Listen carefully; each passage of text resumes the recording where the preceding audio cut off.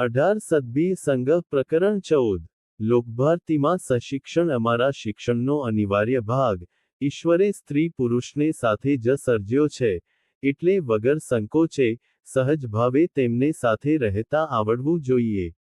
ખોટા કે અનિયંત્રિત દખારા તે ખોટી કેળવણીના નિશાનો છે.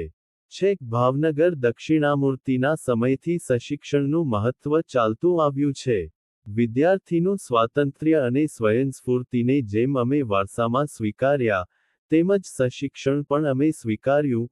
સ્વાતંત્ર્ય અને સ્વયંસ્ફૂર્તિની કલ્પનાઓમાં અમે સુધારાવધારા કર્યા, તેમજ સશિક્ષણની કલ્પના અને વ્યવહારમાં પણ સુધારાવધારા કર્યા. સશિક્ષણના વિચાર સાથે જ જાતીય મનોવૃત્તિ, તેના પ્રાગટ્યના સવાલો સંકળાયેલા છે. નાના ભાઈના આ વિષયના વિચારો, અનુભવે અને ચિંતનથી ઘડાયેલા હતા. આ વિચાર જે રીતે આ દેશમાં આવ્યો તેમાંથી એવો ખ્યાલ ઊભો થયો હતો કે જાતીય વૃત્તિનું કે અન્ય વૃત્તિઓનું રૂંધન એક માનસિક રોગ ઊભો કરે છે. રૂંધન વહેલું મોડું ફૂટી નીકળે છે. એના કરતાં વૃત્તિઓને મુક્ત રીતે પ્રગટ થવા દેવાથી માનસિક તંદુરસ્તી જળવાય છે. અમેરિકા અને યુરોપના કેટલાક દેશોમાં આજે પણ આ વિચાર પ્રવર્તે છે. અમેરિકન શિક્ષણ કે કૌટુંબિક વ્યવસ્થામાં છોકરીનું ડેટિંગ સહજ ગણાય છે. અને કોઈ છોકરીને ડેટ ન મળે તો એ બેચેન બની જાય છે. આ સ્થિતિ તંદુરસ્ત ગણાય કે નહીં તે સવાલ છે. પણ અતિ દબાણમાં રહેતો સમાજ અંકુશ ઉઠતા બીજે છે પહોંચે તે ઐતિહાસિક ક્રમ છે. પણ તેને તંદુરસ્તી કહેવાની જરૂર નથી. તે પણ પ્રત્યાઘાત છે, સહજ વ્યવસ્થા નથી. એકવાર નાના ભાઈ કહે, આપણે રૂંધનના હિમાયતી નથી, પણ સમાજમાં આવ્યા એટલે મનફાવતી રીતે તો વર્તવાનું શક્ય નથી. કાનિક રૂંધન રહેવાનું તેને સમજણપૂર્વક ઢીલું કરવાનું છે. વળી, વૃત્તિઓનું ઉદ્વિકરણ પણ થઈ શકે છે ને? રિપ્રેશન જેમ જ સબ્લિમેશન પણ થઈ શકે છે. સશિક્ષણના વ્યવહારમાં અમે ઉપલી બે બાબતોને પથપ્રદર્શક માનેલી. બંને સંસ્થાઓમાં ભાઈઓ બહેનો મળતા હળતા, સાથે ભણતા, સાથે કામ કરતા, તેને રૂકાવટ નહીં, ઉત્તેજન મળતું.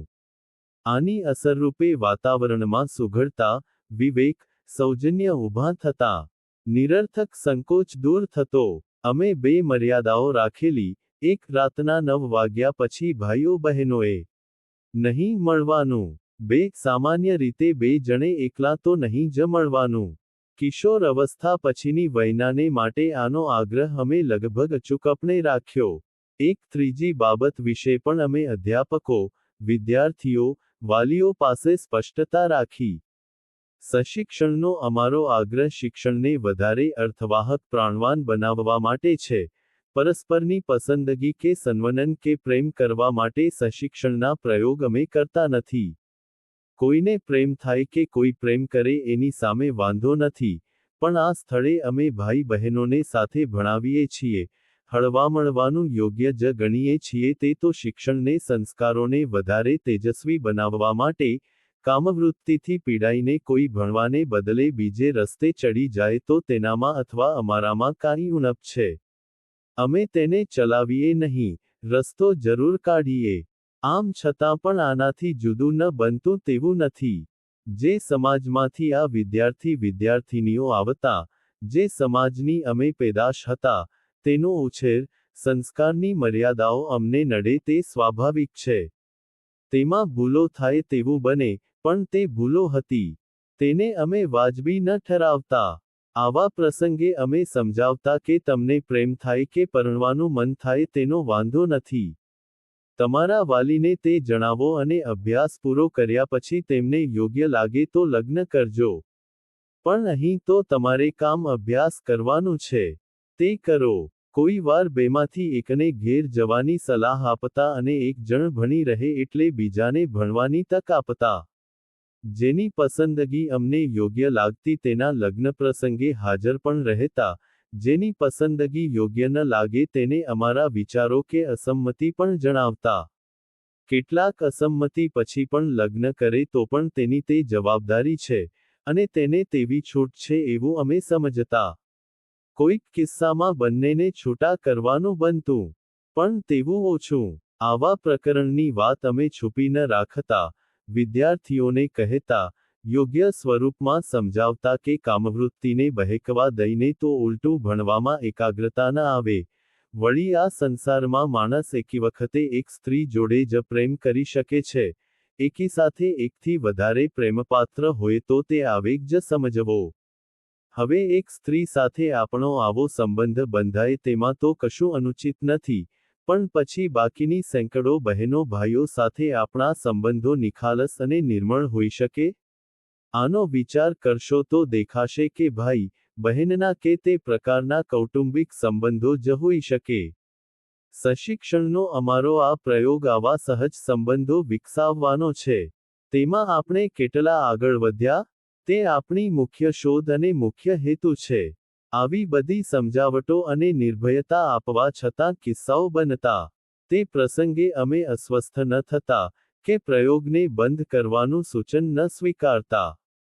અવરુદ્ધ બાળપણ બંધિયાર સમાજમાં વિતાવ્યું હોય ત્યાં આવું કંઈક બને, પણ આપણો મુખ્ય હેતુ સ્પષ્ટ હોય, અને તે જ્યાં સુધી સરતો હોય ત્યાં સુધી આવા છૂટક બનાવોથી મૂંઝાવાની જરૂર નથી, કે વગર જોઈતા નિયમનો લાદવાની જરૂર નથી.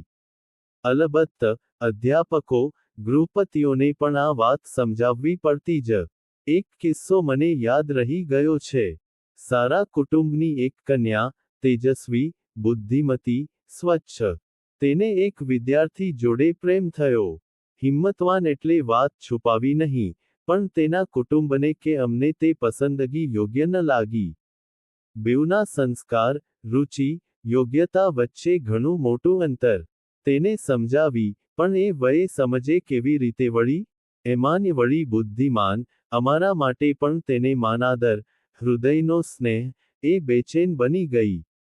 મહિનાઓ સુધી બેચેન એને સાથે રાખી. થોડું બહાર લઈ ગયા. તેના ભવિષ્યની ચિંતા સિવાય અમને તો બીજો કોઈ રસ નહીં, પણ હૃદયના તાણાવાણા એવા કે એની ચિંતા છોડાય ન અને એ પણ છોડી શકે નહીં. છેવટે તેને કાનિક ખ્યાલ આવ્યો, કોઈક પ્રકાગ સાંપડ્યો. અને એ વિચાર પડતો મૂક્યો. તેને સ્વસ્થ થતાં વખત ગયો. સંસ્થામાં આવી વાત અપ્રગટ રહે નહીં, મોટા ઋષિઓ પણ ભૂલ્યા છે. તો આ ને વિદ્યાર્થીની કોઈને મુક્ત કરવાનો સવાલ ન હતો, કારણ અમને બંને પર ભરોસો હતો, પણ બધી જરૂરી વાતો વિદ્યાર્થીઓ જાણે તે જરૂરી હતું. વિદ્યાર્થીની સ્વસ્થ થઈ એટલે કહ્યું, બહેન, તું જ તારી વાત સૌને ન કહે? કેટલીય નકામી વાતો એનાથી બંધ થઈ જશે, અને હવા ચોખ્ખી થશે.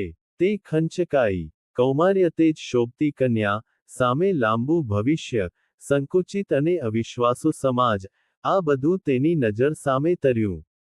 મારી સામે તો હતું જ. મેં માત્ર એટલું જ કહ્યું, હું જાતે કહી શકે તો સારું, નહીંતર હું પ્રાર્થનામાં સાર કહીશ. તેણે ધીમા પણ દૃઢ સુરે કહ્યું, કહીશ. સમગ્ર ખંડ ભરેલો હતો. 400 વિદ્યાર્થીનીઓથી ભરચક. અધ્યાપકો, કેટલાય કુટુંબીજનો પણ હાજર. તે ઊભી થઈ, સીધી સોટા જેવી, તેની શામળી તેજસ્વી મુદ્રા હું ભૂલ્યો નથી. પોતાની આખી વાત, કડીબદ્ધ કશુંની છુપાવ્યા વિના તારેતાર કહી, તેનો ભારે વેદનાભર્યો સ્વર હું હજુયે સાંભળી શકું છું. તે કેમ આગળ વધી, કેમ પાછી ફરી, વચમાં કેવા વેદનામય અનુભવો થયા, આ બધું તેના સહપાઠીઓ, વડીલો પાસે મૂક્યું. આખી સભા સ્તબ્ધ. ટાંકણી પડે તો સંભળાય તેવી શાંતિ. કોઈની આંખમાં ગમ્મત, મશ્કરી, કે અવહેલનાનો ભાવ નહીં. જે ગંભીરતા કન્યાની તે જ સહુની. અદ્ભુત પાવનકારી અનુભવ હતો. તેનો સાક્ષી બની હું ધન્ય થઈ ગયો. મારું શિક્ષણકાર્ય સફળ થયું. મને થયું કે આટલી હિંમત હું પણ ન બતાવી શકું. મેં ખુલ્લે હૃદયે કહ્યું, પુત્ર શિવ્યાત ઋત પરાનયમ. અહીં શિષ્ય અને પુત્રી બંને એકમાં જ સમન્વિત હતા.